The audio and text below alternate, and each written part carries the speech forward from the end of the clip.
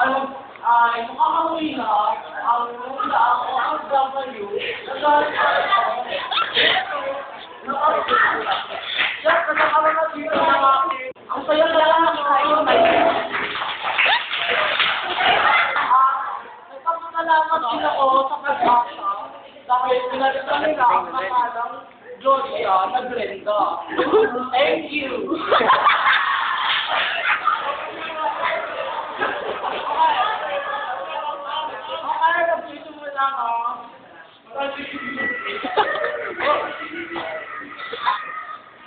Hello, Mom. Sorry, you. I'm here on Dolly.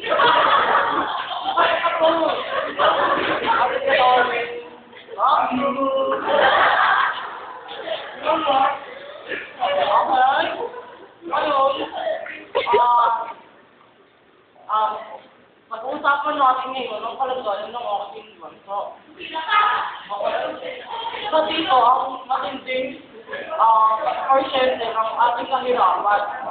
Ayon sa aking kalaman ay 80% ng mga Pilipino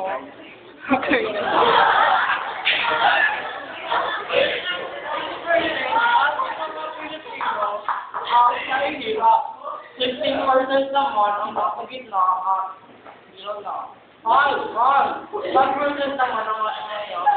Ang lungkot-lungkot mo. Kaya dahil dyan, lalaan mo yung kondo. Kaya ang porsyente ng ating kahirapan. Galing-galing na, no?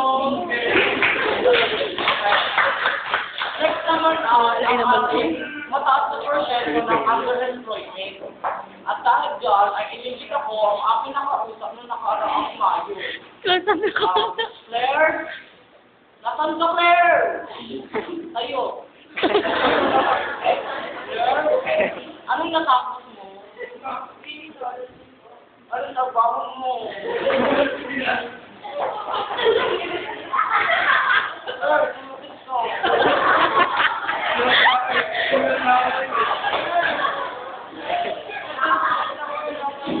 Ang lungkot-lungkot na mo.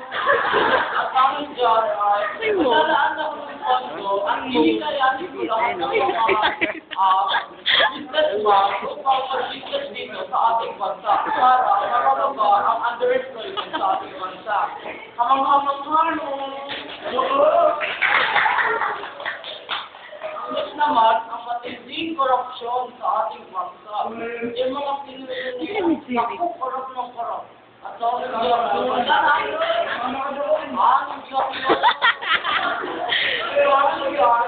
naglalaan ako ng kondo kung magsigil kung ginagawa nila okay, no. Ang susunod naman ay kaunlaman sa edukasyon. Kung mapapansin natin ngayon ay walang batang hindi nakakapagpapag.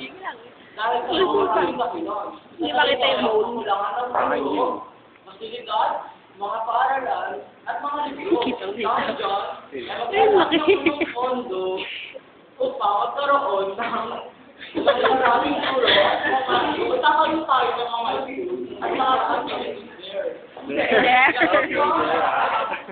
Ang saya-saya!